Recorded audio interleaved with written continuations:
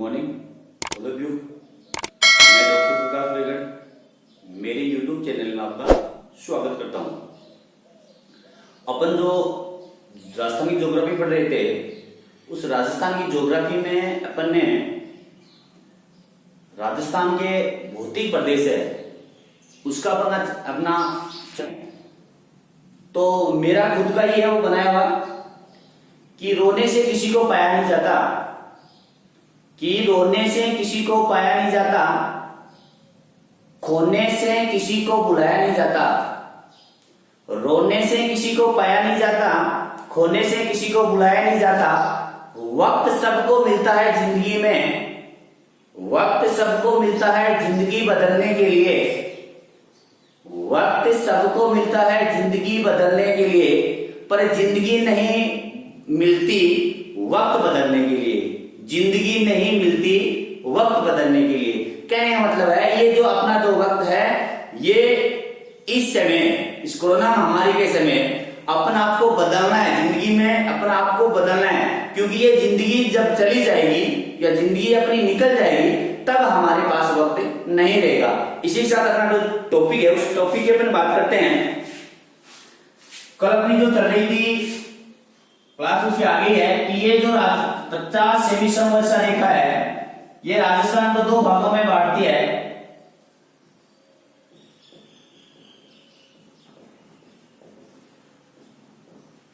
इस 50 समवर्षा रेखा को भी एक अपना, इस 50 सेमी समवर्षा रेखा को एक दूसरी समवर्षा रेखा होती है जिसे अपन बोलते हैं 25 सेमी समवर्षा रेखा। 25 सेमी समवर्षा रेखा जो आपका जो पश्चिमी मरुस्थल है, राजस्थान का पश्चिमी मरुस्थल है, उसको ये दो भागों में बांटती है। राजस्थान का जो पश्चिमी मरुस्थल है उसको ये दो भागों में बांटती है। दो भाग कौन कौन से? तो एक भाग अपना है शुष्क मरुस्थल प्रदेश, शुष्क मरुस्थलीय प्रदेश, और दूसरा अपना अर्ध शुष्क मरुस्थलीय प्रदेश, दूसरा अपना है अर्ध शुष्क मरुस्थलीय प्रदेश, मरुस्थलीय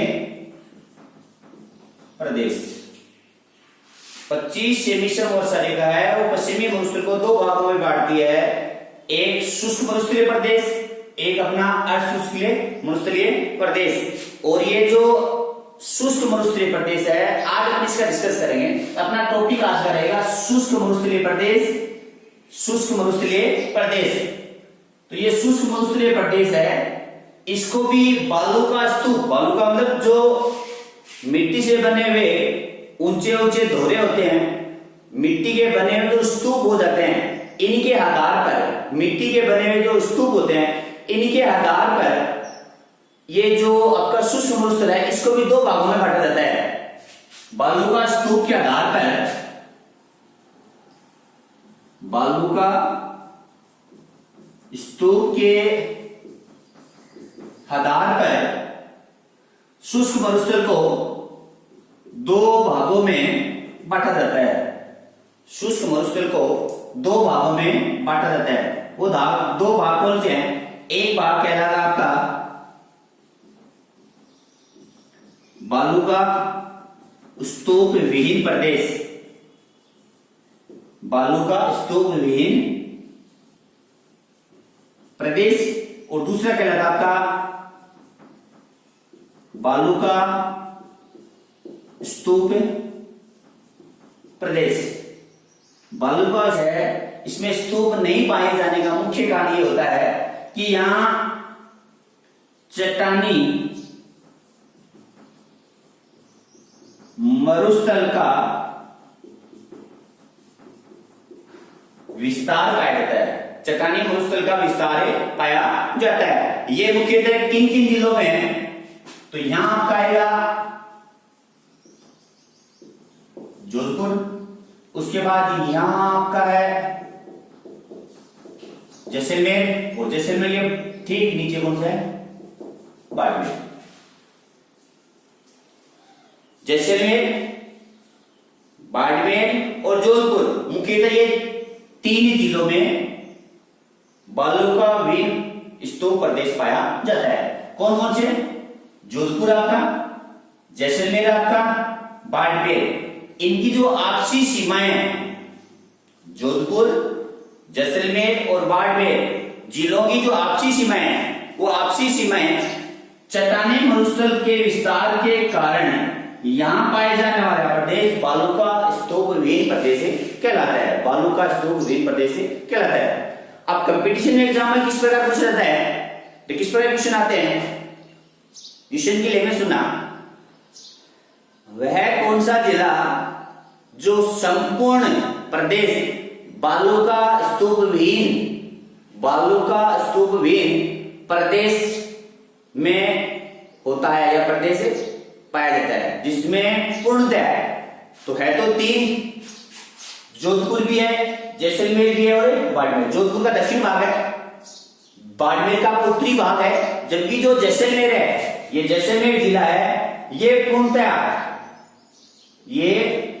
पूर्णतया बालू का स्तूप विहीन प्रदेश के अंतर्गत आता है।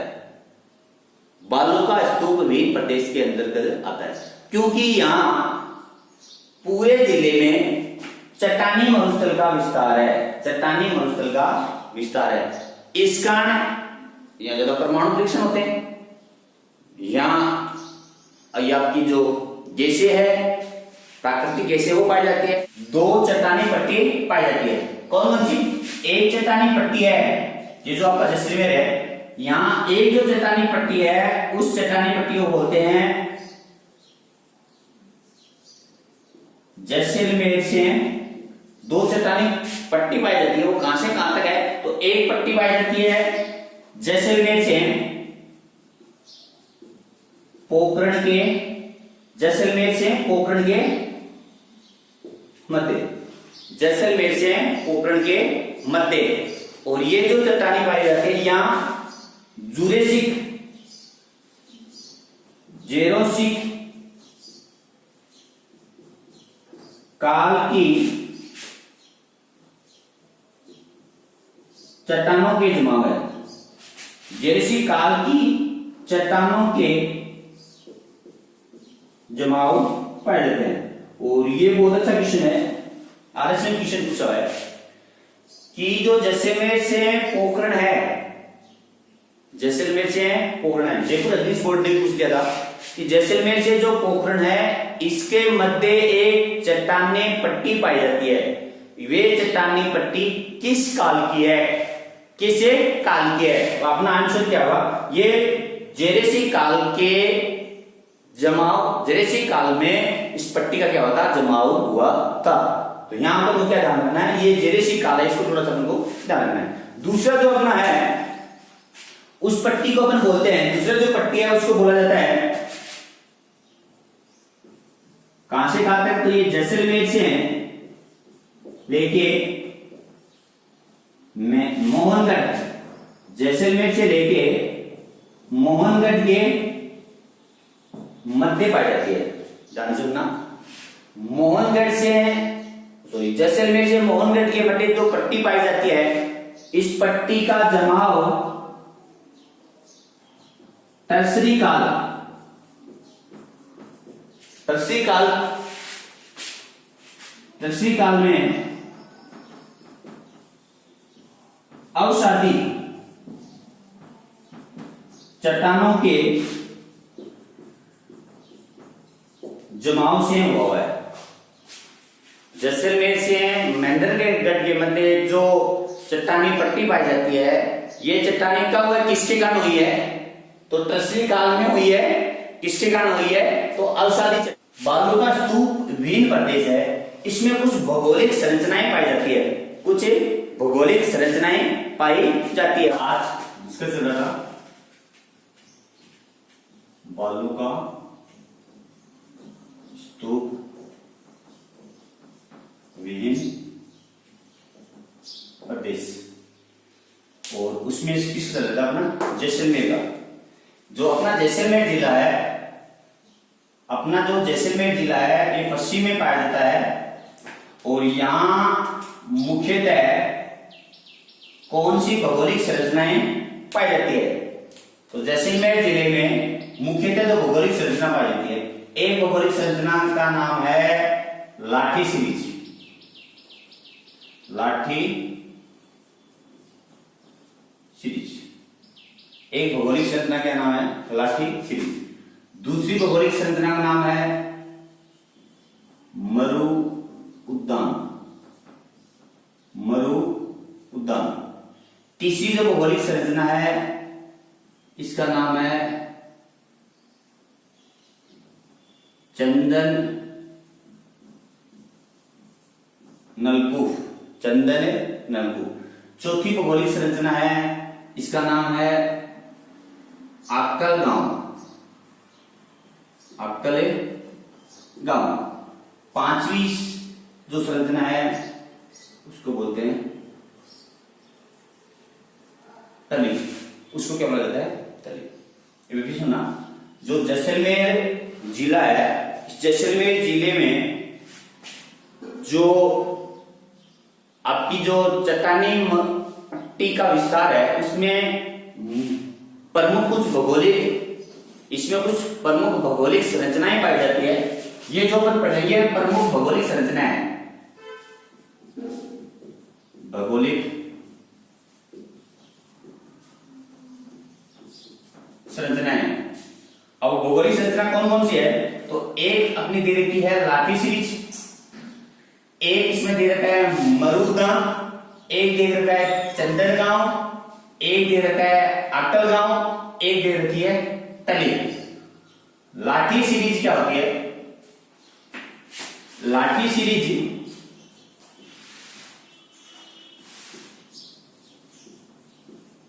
सबसे पहले तो इसका विस्तार, तो इसका जो विस्तार है वो जैसलमेर जिले से लेके ये जो आपका मोहनगढ़ शहर है, मोहनगढ़ शहर भारत पाक सीमा के सहारे जो चट्टानी पट्टी से बनी जो संरचनाएं हैं वो क्या कहलाती है? लाठी सीरीज कहलाती है। लाठी सीरीज स्थित है। दूसरा इसका विस्तार होगा। दूसरा है इसका नामकरण या खोज। पहले आएगी खोज। इसकी खोज किसने की थी? तो इसकी खोज जो जोधपुर की एक संस्था है, जोधपुर की एक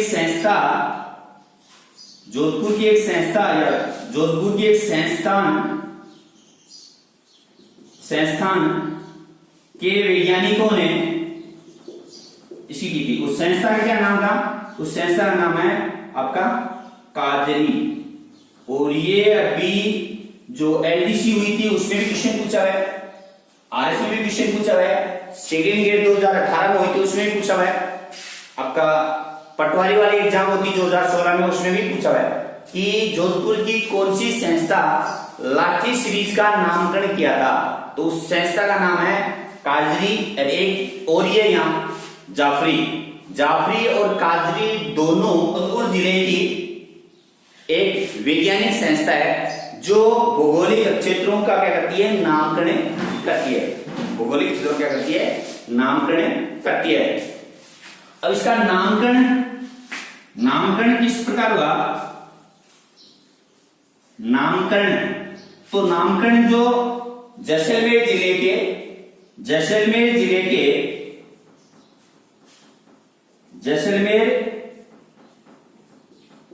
के लाठी गांव है, लाठी गांव के नाम पे इसका नाम क्या रखा? लाठी सीरीज नाम में रखा। लाठी सीरीज नाम में रखा। जैसलमेर जिले के जो लाठी गांव है उस लाठी गांव के कारण या लाठी गांव पर ही इस लाठी सीरीज का नाम रखा गया। फिर सुनना, विस्तार कहां से कहां तक है? तो जैसलमेर से महेंद्रगढ़ के मध्य भारत पाक सीमा के सारे अवसादी चट्टानों का जमाव के कारण इसका विस्तार है। दूसरा, इसकी खोज किसने की थी? तो जोधपुर की एक वैज्ञानिक संस्था है, उस संस्था का नाम है काजरी, और काजरी ने इसका क्या किया था? खोज की। फिर नामकरण, तो नामकरण जैसलमेर जिले के लाठी जो गांव है, उस लाठी गांव के नाम पे ही इसका नाम क्या रख दिया? लाठी सीरीज रख दिया, लाठी। मरु, दूसरी जो भौगोलिक संरचना थी मरु उद्यान, ये लाठी सीरीज क्षेत्र में उगने वाले, लाठी सीरीज क्षेत्र में उगने वाले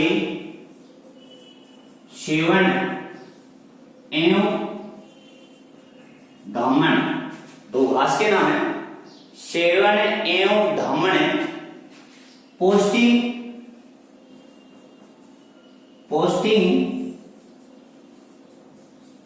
गैसों के कारण, सॉरी पोस्टिंग घासों के कारण इसको मरु उद्यान कहा जाता है, मरु उद्यान कहा जाता है।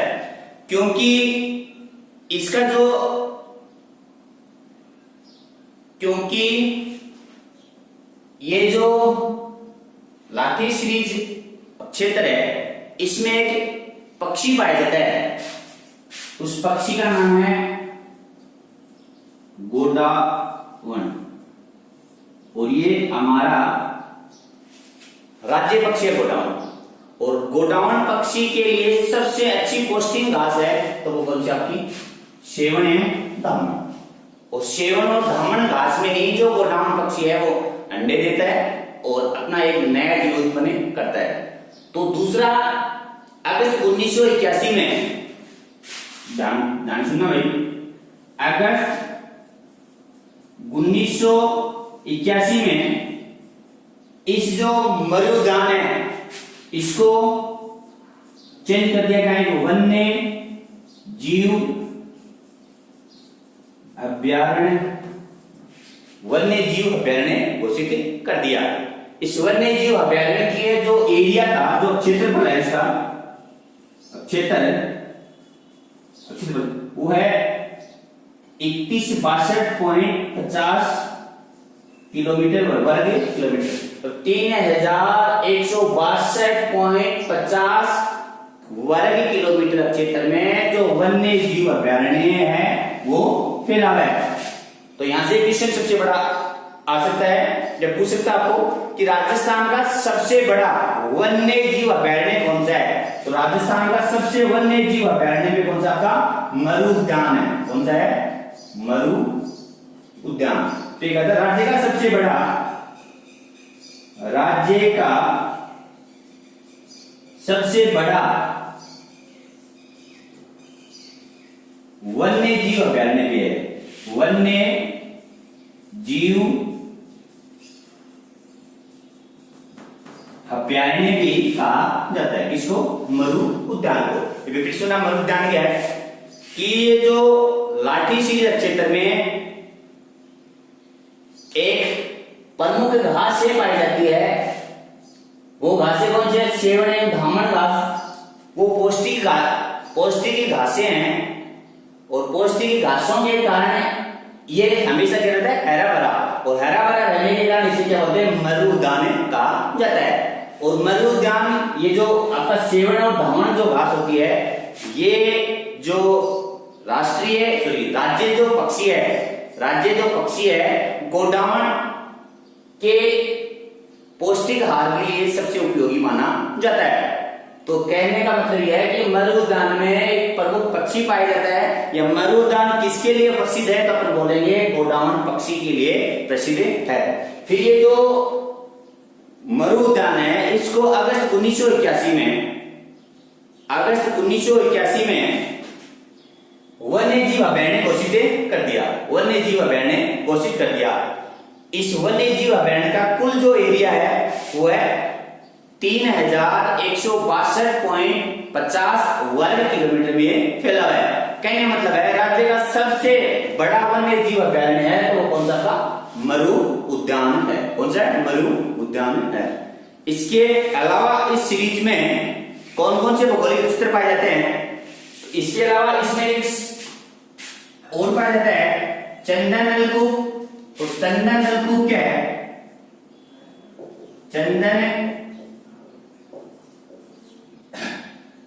चंदन नलकूप एक लाठी सीरीज में चंदन गांव में,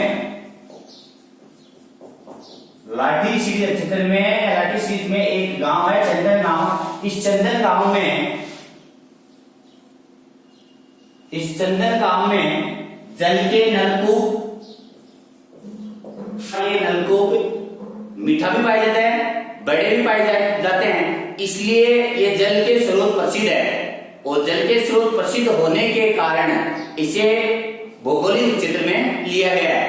और इसका एक यूनिक नाम भी है, उस यूनिक का नाम होता है थार का गड़ा। थार का गड़ा, ये चीज ध्यान रखना भाई, बहुत बार पूछा हुआ है। थार का गड़ा किस जिले में स्थित है? जैसलमेर जिले में। थार का गड़ा कहां पाया जाता है? तो बोलेंगे लाठी सीरीज में। थार का गड़ा कहां पाया जाएगा? तो बोलेंगे बालू का स्तूप विंध्य प्रदेश में। थार का गड़ा किस गांव को बोला जाता है? तो बोलेंगे चंदन गांव को। थार का गड़ा किससे रिलेटेड है? तो बोलेंगे चंदन गांव के नलकूप से, चंदन नलकूप से इसको। इसके अलावा अगला जो आपका भौगोलिक क्षेत्र है उसको बोलेंगे अपन आकल गांव। अगला अंकल गांव। अंकल गांव क्या है? जो अपन जैसलमेर से बाड़मेर जाते हैं, जैसलमेर जिले से बाड़मेर की ओर जाते हैं, तो बीच में एक गांव आता है आकल गांव। कौन सा आता है? आकल गांव। और आकल गांव में लगभग 18 करोड़ वर्ष पूर्व 25 काष्ठ जीवाश्म मिले। 25 काष्ठ जीवाश्म मिले, जो राज्य सरकार ने इस काष्ठ जीवाश्म को संरक्षण करने के लिए, राज्य सरकार ने काष्ठ जीवाश्म को संरक्षण प्रदान करने के लिए इसको भौगोलिक क्षेत्र में माना गया। तो आपको पूछा है आकल गांव है वो कहां स्थित है? तो बोलेंगे जैसलमेर से तुम बाड़मेर जाएंगे उसके रास्ते में पाएगा। किसके लिए प्रसिद्ध है? तो यहाँ लगभग 1800 वर्ष पूर्व क्या मिले? 25 काष्ठ जीवाश्म मिले थे। और राज्य सरकार ने इस काष्ठ जीवाश्म को संरक्षण देने के लिए इसको क्या किया था? तैयार किया था। और ये जो काष्ठ जीवाश्म उद्यान भी इसको कहा जाता है काष्ठ जीवाश्म उद्यान, और इसको इंग्लिश में बोला जाता है वुड फॉलिश पार्क। तो दोनों नाम से आ सकता है। वुड फॉलिश पार्क किसके लिए फेमस है? तो अपन बोलेंगे 25 जीवाश्म काष्ठ के लिए। कहां स्थित है? आकल गांव में। थोड़ा सा इसका और अपन गहराई करें तो जैसलमेर से बाड़मेर जिले की ओर लगभग कब की बात है? 18 करोड़ वर्ष पूर्व की ये बात है। इसके अलावा इसकी जो लास्ट जो भौगोलिक स्थिति पाया जाता है वो तली। तली क्या होती है? कि जो बालू का स्तूप विंध्य प्रदेश होते हैं, इनका जो पानी होता है वो क्या होता है?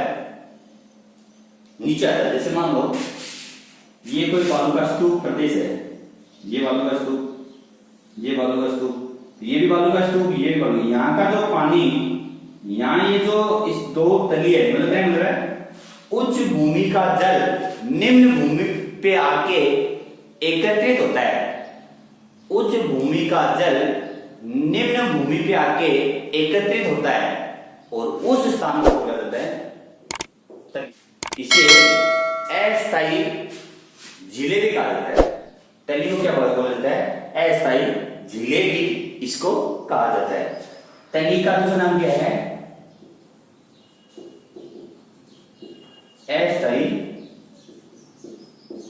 झील भी या झीलें भी इसको कहा जाता है।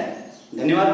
और इसी प्रकार की अगर कोई आपको प्रॉब्लम हो, दिक्कत आ रही है, तो मुझे कमेंट बॉक्स में लिखिए, अपना सुझाव दें और निरंतर अपनी स्टडी जारी रखिए।